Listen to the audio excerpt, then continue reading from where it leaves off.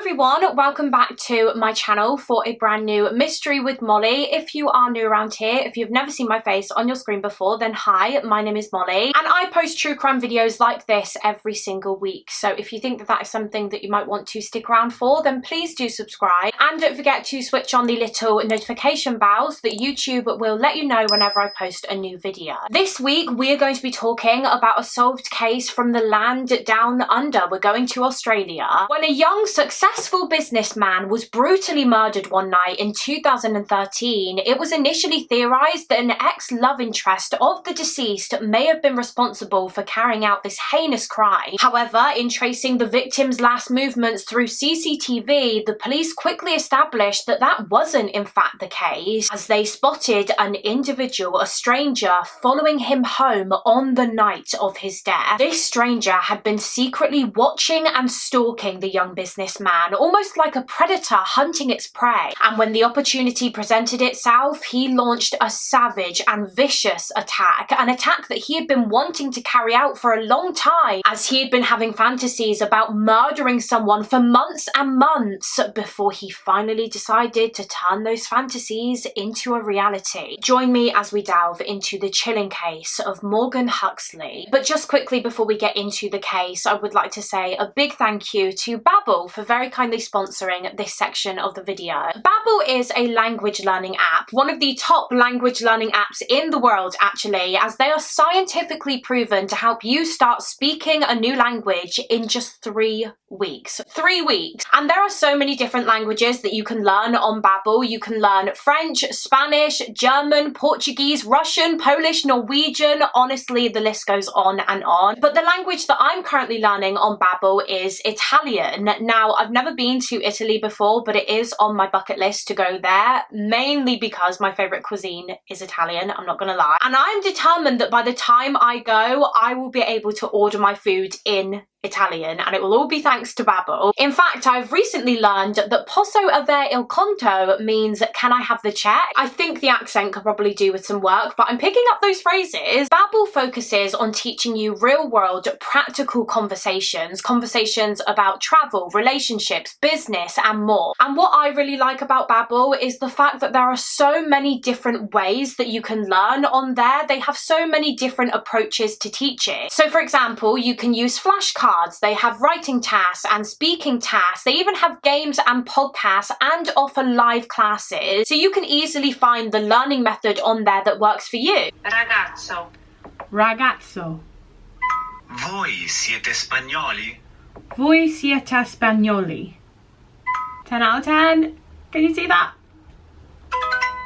Babbel's lessons are designed by real language teachers and they offer a 20-day money-back guarantee, so there's no risk if you sign up and decide that it's not quite right for you. And Babbel are very kindly offering my lovely viewers an incredible 60% off of your subscription when you go through the link in my description box, where you can also take the Babbel quiz, which can help you decide which plan on Babbel will be the right fit for you. So head to the link down below for 60% off. Thank you so much once again to Babbel for sponsoring this video and supporting the channel. Thank you of course to all of you guys watching for always showing your support to the sponsors that we work with on this channel. And now let's just get into the case. But just before we continue, please listen carefully to the following. This video contains heavy themes such as sexual assault and mental health issues such as depression and bipolar disorder. Viewer discretion is advised. So for this week's case, we are going back approaching 11 years now to September of 2013 in Neutral Bay, which is a suburb located on the lower north shore of Sydney in New South Wales, Australia. And this is Morgan Huxley. He was a 31-year-old man who lived in Neutral Bay. Morgan was born on the 5th of June 1982 to his parents Alan and Dee Huxley, and he came from a family of 5. He had 2 siblings, a sister named Tiffany and a brother named Oliver. And as far as I'm aware, Morgan just had a very normal, happy childhood. He was described as being a very outgoing and sociable, generous, loving and friendly person, very easy to get on with. He just wasn't someone that ever really caused any problems for people. He was such a likeable, easygoing person, it seems, with friends describing Morgan as being, quote, a true gentleman. As a child, Morgan was said to have been a very talented young boy, talented in so many different things. He was one of those people that was just naturally very, very good at so many activities. So for example, sports, he was very sporty. He was good at soccer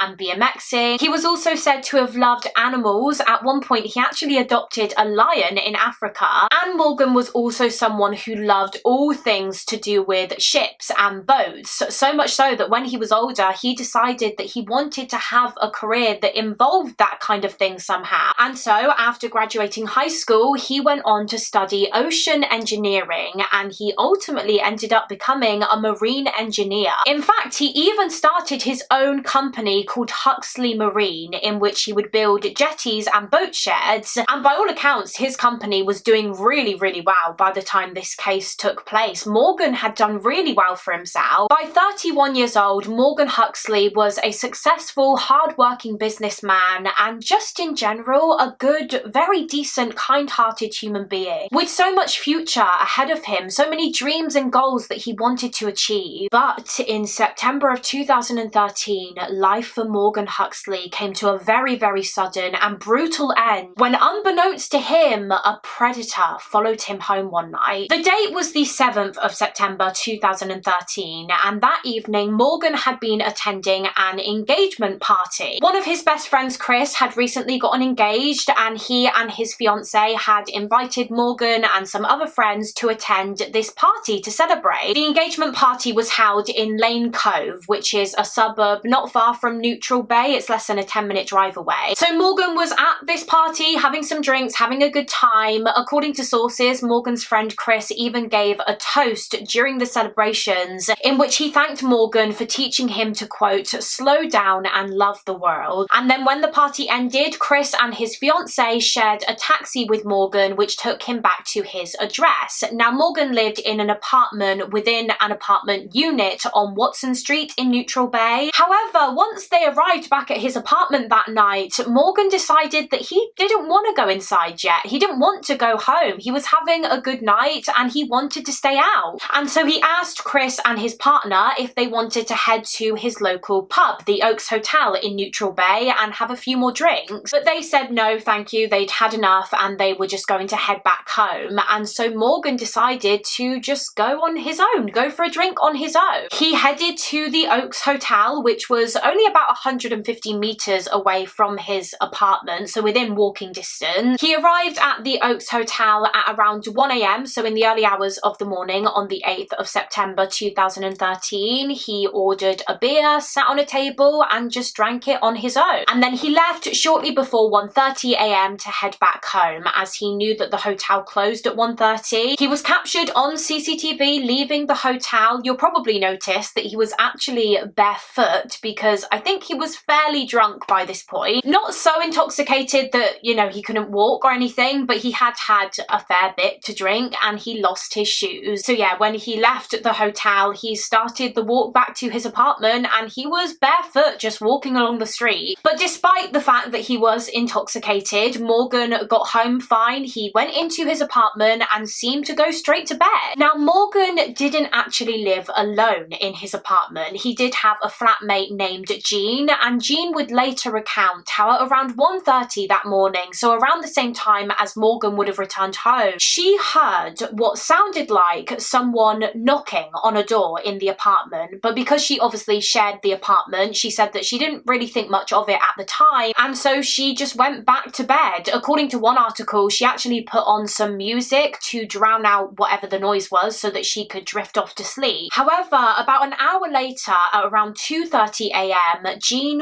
was awoken again, this time to the sound of these loud thumping noises and, quote, gargling noises, and she realised that these noises were coming from her flatmate Morgan's bedroom. And so she got out of bed and she opened Morgan's bedroom door, and she was immediately confronted with a terrifying scene. Lying on the floor next to his bed was Morgan. He was kind of semi-naked. Reports state that he was only wearing a t-shirt, his bottom half was exposed, and he was absolutely covered in blood, and he had what looked like stab wounds all over his body. Now, sources seem to indicate that Morgan was not dead at this point when Jean found him on on the floor. He was in a very, very bad way, but apparently he was kind of semi-conscious. But I mean, he was dying. There was no doubt about it. He was bleeding out on his bedroom floor. It seemed as though those gargling and thumping noises were probably Morgan trying to get up and get help. So of course, an extremely panicked Jean immediately called for emergency services, and when paramedics arrived, they took Morgan straight to the hospital. But tragically, it was too late. By the time paramedics arrived at his apartment, he was already in cardiac arrest, and they had been trying to revive him in the ambulance on the way to the hospital, but it just wasn't working, and doctors had no luck either. And so not long after arriving, Morgan Huxley was pronounced dead at just 31 years old. Morgan had been brutally murdered in his own bedroom in his apartment in the early hours of that Sunday morning. His autopsy would later conclude that he had sustained a total of 28 separate stab wounds to his body. So this was like overkill almost. This was such a savage and violent attack. The majority of the stab wounds had been inflicted in his neck, in his shoulders, and he'd also been stabbed a lot in his back. But he'd also been stabbed in his head too, and in fact it was found that the stab wound to his head had been inflicted with such force that the tip of the knife blade snapped off in his skull. It was embedded in his skull. But the knife was never found. There was no sign of the murder weapon at the scene, so clearly the attacker had taken it away with them. So very quickly, of course, a murder investigation was launched. The hunt was on to find the person responsible for Morgan's horrific and brutal death. The police began their investigation by obviously taking statements from Morgan's friends and family, his flatmate Jean. They conducted door-to-door inquiries, asking neighbours if they had seen or heard anything suspicious on the night that Morgan was killed. They were doing everything that they could to identify suspects in Morgan's case, and also to try and identify a motive here. Why on earth would someone want to kill this nice, genuine guy who had no known enemies and who, as we know, friends described as being a true gentleman? Why would someone have wanted Morgan Huxley dead? Well, it seemed as though right in the beginning of this murder inquiry, one of the kind of top theories for the detectives was that perhaps they were looking for a female killer here. Could Morgan's murder have been a jealous ex-partner or ex-lover or something? I mean, the fact that he was found semi-naked next to his bed and the fact that he had been stabbed so many times did seem to indicate that this murder may have been personal. The amount of rage that the perpetrator clearly had suggested that maybe they were angry at Morgan and they were taking that anger out on his body with every jab of the knife. So one major line of inquiry right from the off involved looking into Morgan's love life, his past relationships, trying to identify anyone who could have done this. But ultimately it was eventually concluded that this was just a dead end, really. None of the women that he had been involved with in his past had anything to do with his murder. So the police had to look elsewhere for their killer. However, it would appear as though the media soon got wind of this particular line of inquiry. They found out that, you know, the police were looking into ex-partners of Morgan's as potential suspects, as police do in every homicide investigation, let's be honest. But in this particular case, it seemed as though the media got wind of this and they ran with it. And as news of Morgan's murder began to spread in Australia and it hit the headlines, the media coverage almost seemed to focus more on Morgan's personal life rather than his actual death, his incredibly brutal death. They tore him apart, essentially, and they described him in news articles as being a ladies' man and a lady killer, a player and a playboy, a Casanova. They were making him out to be this seducer who would sleep with countless different women, who would often have one-night stands, as if it was even relevant to his murder. I think the majority of the claims that the media were making about Morgan's dating history were just a load of crap, to be honest. They were printing lies about him, lies which hit the headlines. In fact, one news outlet even suggested that Morgan's death was the result of of a quote, booty call gone wrong. I mean, it was awful. It was almost like they were taking the blame off of the murderer, whoever they were, and putting it on the victim.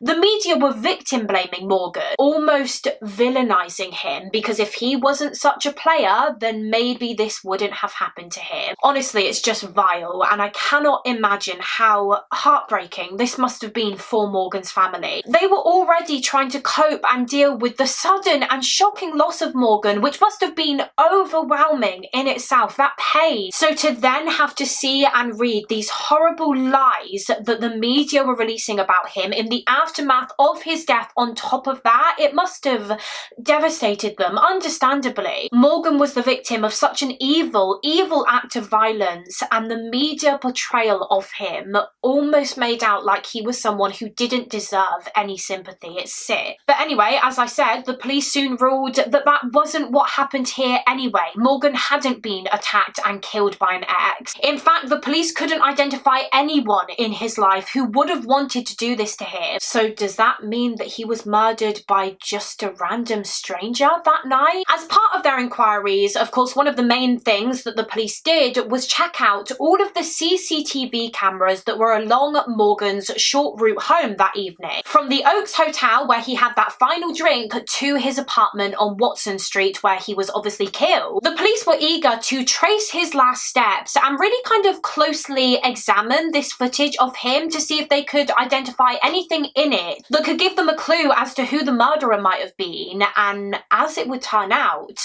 luckily, CCTV footage would prove to be the breakthrough in this case. Because you see, as the police watched the footage from after Morgan left the pub, as he was walking along Military Road in the direction of his apartment, they spotted what looked like someone following him. Morgan was just walking down the street as normal. He's obviously the guy in the white shirt wearing no shoes. And then as the police carried on watching this footage, they saw another man, a younger man, literally running or jogging after him. This man was wearing a black long sleeve top and carrying a shoulder bag, and he would kind of walk behind Morgan for a bit and then start running as if he was trying to keep up with him, but still keeping his distance behind him. So I mean, it almost seemed like he wanted to follow Morgan, but he didn't want Morgan to realise that he was following him. But why was he following him in the first place? Could this younger man have had anything to do with Morgan's death? Well, in order to find out, the police obviously needed to identify him so that they could speak with him. Now, luckily, the clothing that this young man was wearing did kind of offer up a clue as to what his profession may have been, what he did for a job. The detectives noticed that the trousers that he was wearing on the footage looked like the kind of trousers that chefs or cooks would wear, so perhaps that's what he did for work. He was a chef.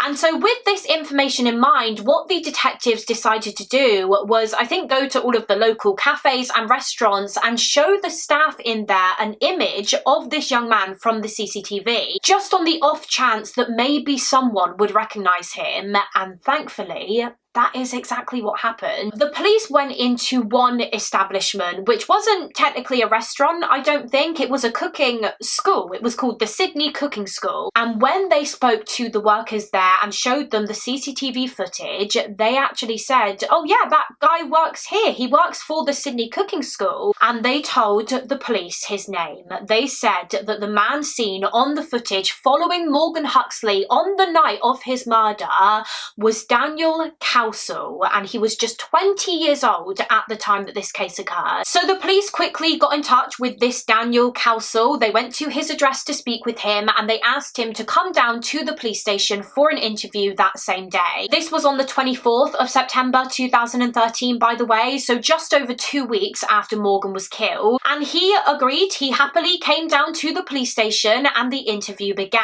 Daniel Huxley denied having anything to do with Morgan Huxley's murder, but but he did tell the police that he did recall seeing Morgan that night. Now, there are video clips of Daniel's police interview online, so what I'll do if I'm able to play them is I'll just quickly run through his account, the account that he gave to the police, and then I'll include some of the clips after for you to see, because they are very interesting to watch, I think. So Daniel Council told the detectives that on the night that this case took place, on the evening of the 7th of September 2013, he had been working at the Sydney Cooking School. They'd had a 21st birthday party event there that night, so it was very busy, and then when the party ended at around 11:30 p.m, Daniel obviously stayed behind to help clean up, and then once they had finished cleaning, he left work, and shortly after leaving, he went into a convenience store to buy himself a drink, and that was when he saw Morgan Huxley. Morgan had popped into the convenience store before going to the Oaks Hotel that night because he wanted to get some cash out of the ATM machine in there. Now, Morgan and Daniel didn't know each other, they were strangers, and so of course Daniel didn't know his name, but he referred to Morgan as No Shoes because, as we discussed earlier, Morgan had lost his shoes that night, so he was just walking around barefoot. Daniel said that he and Morgan had a very brief conversation in the store, and Daniel joked with the security guard in there that No Shoes would probably not be allowed into the Oaks Hotel because he was already quite drunk. And then he said that he left the store and I think just kind of hung about around the area for a bit, and then he told the police that he did encounter Morgan Huxley a second time that night. He said that he saw him again at the traffic lights on the street. This was obviously after Morgan had left the Oaks Hotel to go back home. He spotted Morgan, or No Shoes, at the lights, but he said that they didn't speak again, they just both went about their business, and Daniel went home. And that was it. That was his movements. That was all that he could tell the police.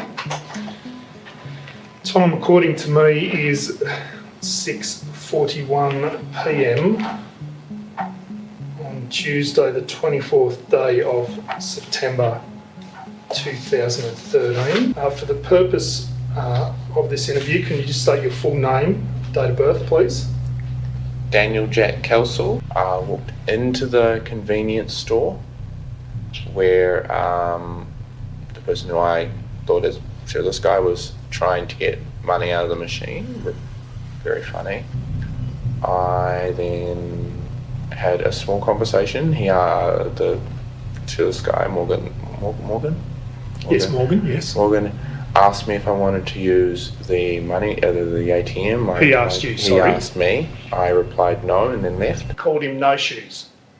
No, not to his face. No, that's what. No, sorry, but that's what you said. The name to us. that I had for the person Correct. was, No Shoes. No Shoes.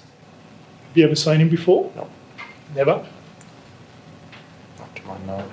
Sorry? Not to my knowledge, no. I mean, it's possible that I may have walked like Sure. cross paths. But you don't know him? No. Have you ever been to his apartment? That's that block of one of the blocks of apartments there. No. Correct. No? Never? No. Now, as you've probably guessed, the police were very skeptical of this story from Daniel Council. He was claiming that he just happened to cross paths with Morgan Huxley that night very briefly, but that he had no involvement in his murder. But as we know, the CCTV footage made it appear as though Daniel was following Morgan that night, even running after him at points. So the police asked him about this in his interview. They asked him why he was seen running in the footage, and he said that he was running to warm himself up, essentially. He was cold, so he started jogging. Why'd you jog? It's cold. Mum always tells me if you're cold, go for a jog. How far did you jog for? Not very far. How far is not very far? Oh, maybe. I don't know. I might be the only person to tell you where my boss was as well, but I'm not very good at remembering things. Sorry, you're not very good at remembering things. Not fine details, no. But the police did question question Daniel Cowsall on why he was even walking or running in this direction along Military Road behind Morgan Huxley anyway, because as I understand it, this wasn't the direction that he should have been walking to get back to his house where he lived. So why was he going that way? And I believe he said something along the lines of, oh, I decided to head back towards my work, the Sydney Cooking School, before going home just to double check that I hadn't left the lights on or something. Where you were over here on Bimboyd Road, and then you've indicated you've sort of walked back up Military Road, across Watson. If you're cold, I'm just wondering why you would go that way. That doesn't look like the most direct route. I don't know. I don't, when I get tired, I don't really pay attention to a lot of things. I think it was because I wanted to check in at work, the front of work. But again, the police just weren't really buying it. There was something about Daniel Cowsall and his story from that night which just made them really suspicious. And so they asked Cowsall during his interview if he would be willing to give over a sample of his DNA, because you see, the police had collected what they believed to have been the murderer's DNA from the crime scene. Of course, immediately after Morgan's body was found, a forensic team was sent in to search his apartment, and they found an unidentified fingerprint on Morgan's bedroom door. It wasn't Morgan's fingerprint and it wasn't his flatmate Jean's, so the police believed that this was the killer's print. And in addition to that, unidentified DNA was also found on Morgan's penis. If you recall from earlier, I mentioned that Morgan was found kind of half naked in his bedroom, indicating that some kind of sexual activity had taken place. And this unidentified DNA on his penis now confirmed that. It seemed as though Morgan had been sexually assaulted by his attacker. And so the police were keen to take Daniel's DNA and his prints to compare it to this evidence recovered from the crime scene.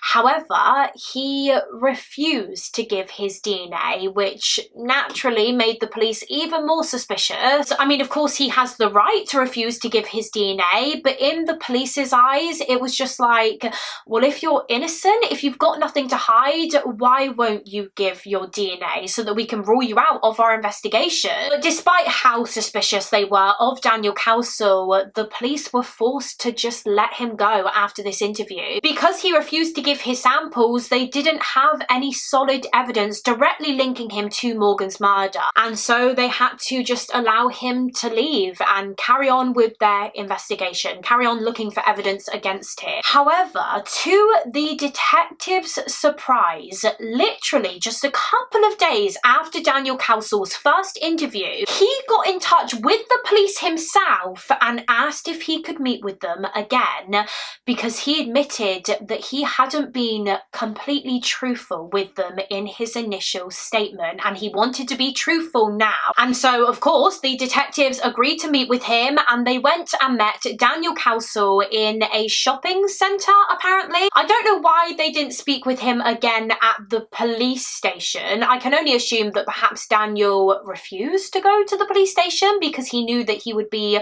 recorded again. I don't know. But anyway, they met with him in this shopping centre, and Daniel gave them his account of that night again, only this time it was completely different. He completely changed his entire story. So as we know, initially, Daniel Cowsall claimed that he saw Morgan Huxley in the convenience store on the night of his death. He said that they had a very brief conversation. He saw him again later that night at the traffic lights, but this time they didn't speak, and that was it, really. He said that he had nothing to do with his murder and that he had never been to Morgan's address before. However, when he met with the detectives in the shopping centre, he said that actually that was a lie. He'd lied. Daniel now said that upon encountering Morgan Huxley the second time that night at the traffic lights on Military Road, so this was after Morgan left the Oaks Hotel to head home, he and Morgan struck up a conversation, and he said that this conversation eventually got quite deep, actually. He said that at first Morgan was very smiley when they were chatting, but then he started to kind of lose his smile, and so Daniel asked him what was wrong. control. And Morgan said that he had had a bit of a stressful week at work and that he usually relieves stress by getting with a friend of his, as in sleeping with a friend, but that all of his friends were busy tonight. And so Daniel offered to get with Morgan himself. Apparently he asked Morgan, quote, "Do you want to do things with me?" And Morgan said yes, and he invited Daniel back to his apartment on Watson Street. And so they did just that. They went back to his apartment, went into Morgan's bedroom. Daniel said that he began, quote, fondling Morgan for about 10 minutes or so. But then all of a sudden, this young blonde-haired woman burst into Morgan's bedroom. I think he claimed, or he later claimed, that she hit him on the head. She hit Daniel on the head and then immediately began arguing and fighting with Morgan Huxley. And so panicked, Daniel said that he just got up and he ran out of the apartment unit and went back home. And he said that the only reason he lied to the police in his initial statement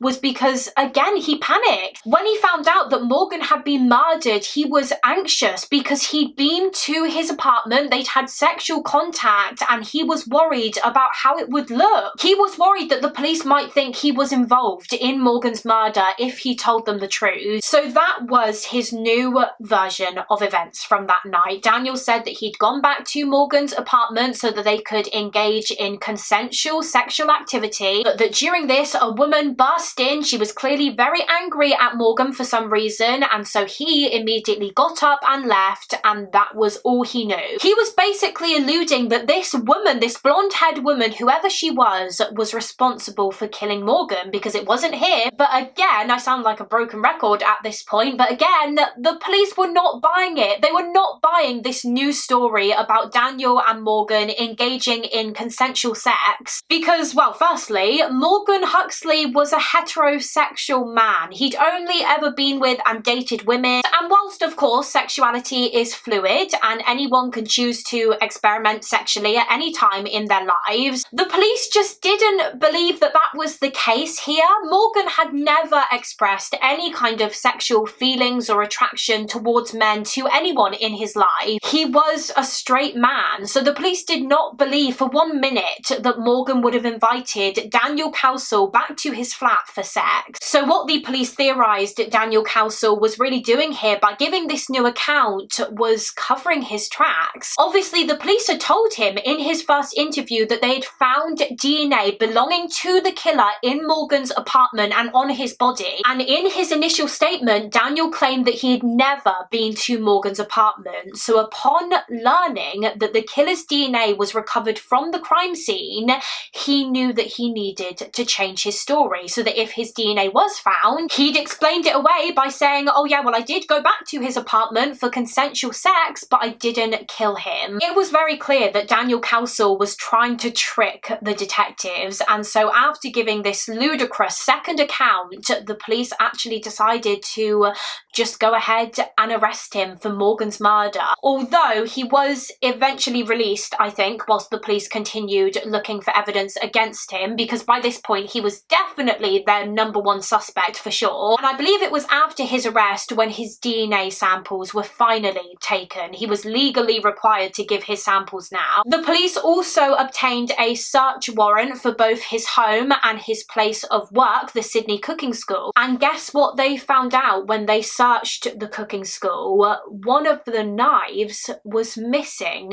There was one knife that had just disappeared following the murder of Morgan Huxley, and none of the other staff had any idea where it went. So now the police theorised that Daniel had stolen this knife from work and that he used it to kill Morgan Huxley and then disposed of it somewhere after the crime, because as we know, the murder weapon was not found at the crime scene. And from what I can gather, the knife has never been found to this day. When they searched Daniel Cowsill's home, the police collected items of his clothing to send off for further examination. They collected this shoulder bag that they believed he was wearing on the night of Morgan's death. If you recall, on the CCTV footage, he was wearing a shoulder bag, and he was wearing that same shoulder bag when he went to the police station for his first interview on the 24th of September. And when this shoulder bag was sent off for testing, scientists discovered traces of blood on it, and this blood was a match to Morgan Huxley. He didn't think to get rid of that after the murder. murder. In fact, he literally took it with him to the police station. How mad is that? He took the bag that he'd been wearing when he committed a gruesome stabbing to the police station whilst he was being questioned about said stabbing. He was so unbothered, clearly, and so brazen. But that blood on the bag was not the only evidence the police now had against him. In addition to that, when Daniel Cowsall's DNA was compared against the fingerprint found on Morgan's bedroom door and the DNA on his genitalia, it was determined to have been a match. It was Daniel's DNA. Following this DNA evidence, Daniel Cowsall was rearrested and charged with both the murder and indecent assault of 31-year-old Morgan Huxley. This was on the 8th of October 2013, so exactly a month after Morgan was killed. And when he was arrested and charged, Daniel Cowsall made an incredibly inappropriate and sick comment to the detectives. He said, quote, "Pardon the pun, but you could cut the air in here with a knife." He'd just been arrested for stabbing a young, innocent man, a man that he didn't even know, to death, and he was making a joke about a knife. I mean, how twisted and deranged can you be? He clearly had no remorse whatsoever. Daniel Cowsall made no admissions of guilt following his arrest, so it seemed as though he was sticking to his story and that this case was headed to trial. So whilst they waited for the trial to roll around, the police, of course, continued with their inquiries, with building their case against him. And as part of their inquiries, I think they just began digging further into Daniel Cowsall's life in the lead up to this murder, looking further into his background. So Daniel Cowsall was born on the 1st of February 1993. He was actually adopted at birth. His parents were called Mark and Lynn Cowsall. And I believe Daniel was brought up with a brother and a sister, so he was one of 3 children. And actually, most people who knew him, his family, referred to him by his middle name, Jack. They rarely called him Daniel, it was always Jack. And the Cowsall family were a pretty well-off family, to be honest. They were described as being, quote, upper middle class. So Daniel never went without anything. He seemed to have a very loving and privileged childhood. And Daniel was always someone who preferred his own company, it seems. He never really had that many friends in school, I don't think, because he struggled to fit in. And he was homeschooled for a period of time, according to one source. He went on to study hospitality and food preparation at the Wellington Institute of Technology in New Zealand, I believe, which obviously meant moving away from home. However, he did ultimately get very homesick and his mental health started to decline as a result. And so he moved back to Sydney in Australia with his family. And as we know, he eventually got a job working at the Sydney Cooking School in Neutral Bay, which he seemed to really enjoy. Now, as I just mentioned, Daniel did struggle with his mental health, and what the police discovered when they looked at his medical history was that about 16 months before Morgan Huxley's murder, Daniel Cowsall had apparently told both his GP and a psychiatrist that he often had, quote, intrusive thoughts, and that these intrusive thoughts were all about stabbing someone to death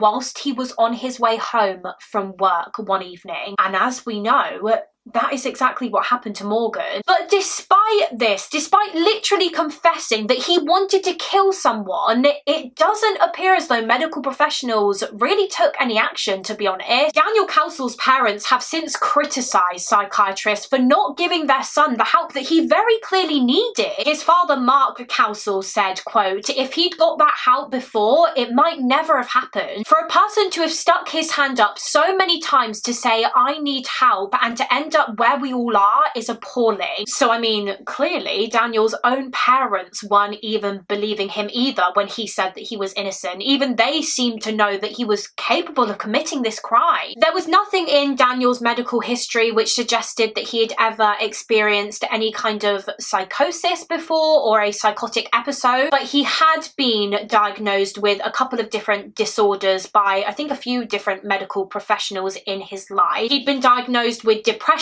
bipolar disorder, as well as Asperger's syndrome, and he was on the autistic spectrum too. And what the police also uncovered ahead of the trial was that Morgan Huxley may not have been Daniel's only target. He may have set out to kill others both before and after Morgan's murder. You see, one man came forward to the police and claimed that several months before Morgan Huxley was killed, he was just standing on Sprucen Street in Neutral Bay, which is a few streets away from Watson Street where Morgan lived. He was standing on Sprucen Street having a cigarette when all of a sudden this young man just jumped out of some bushes right in front of him, which of course spooked him. It was just a really strange and bizarre encounter, and it wasn't until after Daniel Cowsall's arrest for murder when that man realised that it was Daniel that had jumped out in front of him. He'd clearly been hiding in these bushes watching this man, so did he intend to try and attack him too? It also emerged that literally just a week after Morgan's murder, Daniel Cowsall had been following this other young man as he was walking down Ben Boyd Road in Neutral Bay. He was wearing the same chef's uniform that he'd been wearing on the night of Morgan's murder,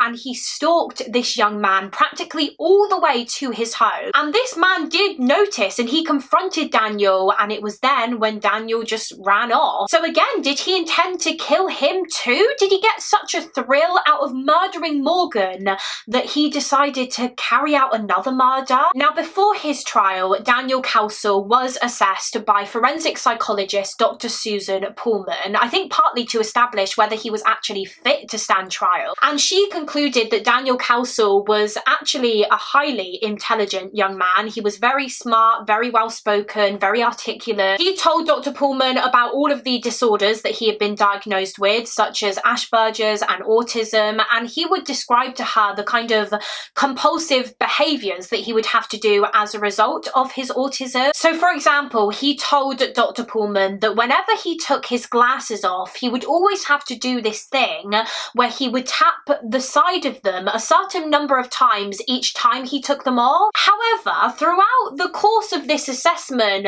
Dr. Pullman realised that Daniel didn't actually do that once. He took his glasses off quite a few times and not once did she see him tapping the side of them, so it seemed like he was making that up, but why? Was he trying to make out like his mental state was a lot worse than it actually was to almost justify what he had done so that hopefully his sentence might be a bit more lenient? Well, if that was the case, then Dr. Pullman certainly wasn't buying it. She concluded at the end of her assessment that Daniel Cowsall wasn't someone who couldn't understand right from wrong. As I said, he was very intelligent. He knew exactly what he was doing. Yes, he may have suffered from a few mental illnesses and developmental disorders, but he wasn't so mentally ill that he couldn't be held responsible for his actions. He had the capabilities to be able to understand people's emotions, and he had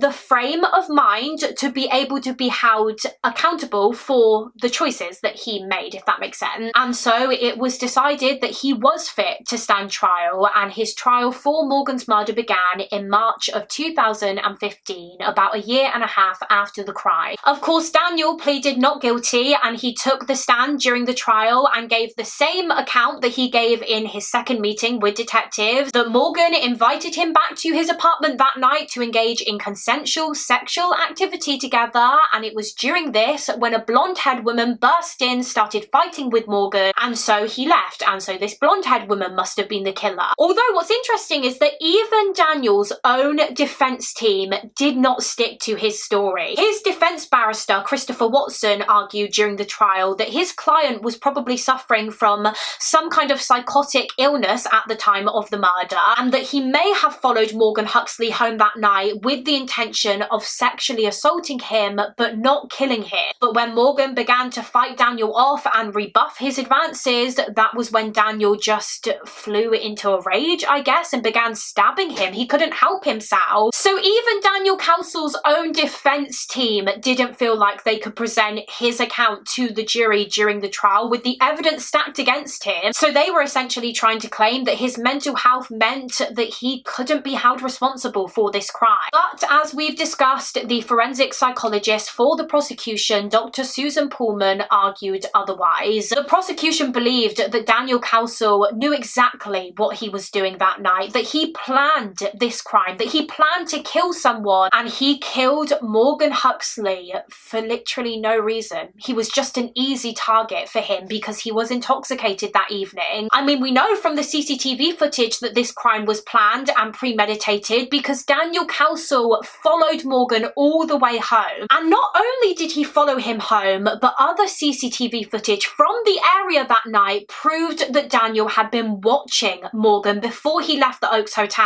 So after seeing Morgan in the convenience store, he obviously followed him to the Oaks Hotel, and whilst Morgan was sitting there having a drink, CCTV captured Daniel Kelsall just standing outside watching him the entire time. And when Morgan got up to leave, so did Daniel. He saw that Morgan was leaving and he left as well. And it was after this when CCTV along Military Road captured Daniel Kelsall running after Morgan as he made his way home. He stalked Morgan all the way back to his apartment, and after Morgan went inside and fell asleep, Daniel proceeded to let himself in. Now, there were no signs of forced entry to the apartment unit, as it's believed that in his intoxicated state, Morgan accidentally left the front door open, and so Daniel could just let himself in. And of course, we know what happened after that. He sexually assaulted Morgan Huxley and stabbed him to death before fleeing the scene, and Morgan was found by his roommate Jean. I suppose Daniel was lucky in a sense that Jean didn't catch him in the act of committing this crime. We know that she did hear some banging and thumping noises that night, but Kelsall was able to get out of the apartment before Jean found Morgan dying on his bedroom floor, and she called the emergency services. The Crown prosecutor, Peter McGrath, argued that Morgan's murder was, quote, opportunistic, and that Daniel Kelsall had followed him home with the intention to carry out a, quote, urge, obsession, or fantasy that Daniel had to kill someone. And that was it. That was all there was to it. And ultimately, at the end of the trial, the jury sided with the prosecution, and they found 22-year-old Daniel Kelsall guilty. Guilty of the indecent assault and murder of 31-year-old Morgan Huxley, and he was sentenced to 40 years in prison with a non-parole period of 30 years. So he has to serve at least 30 years before he can even be considered for parole. Daniel Kelsall did try to appeal his sentence in 2017. His lawyers sought to try and get his sentence reduced by about 10 years, arguing that Kelsall's mental health and his young age at the time of the killing should have been taken into consideration more by the judge when he handed down his 40-year sentence. However, this appeal was quickly dismissed and the sentence still stands, and so of course prison is where Daniel Kelsall remains to this day. And that concludes this case. That is the case of Morgan Huxley. A really, really chilling case. Morgan was just a young man enjoying a night out, and he was completely none the wiser that whilst he was enjoying a drink in his local pub, someone was watching him, planning to follow him home and kill him. It's terrifying and such a waste of a life. As I said earlier, Morgan had such a bright future ahead of him as a young businessman, and it was all just snatched away at just 31 years old. It's awful. 31 is no age, is it really? But yeah, that is it for this case. As always, please do let me know your thoughts and opinions on the case down below in the comments. I would love to hear what you guys think, and also feel free to let me know of any other cases that you would like to see me cover on this channel. They can be solved cases, unsolved cases, serial killer cases. You can pop them in the comments, or alternatively you can go through my case request form, which is linked in the description box. Thank you all so much for watching. Please do give this video a thumbs up and subscribe if you haven't already, and I will see you again next week for another mystery with Mollie.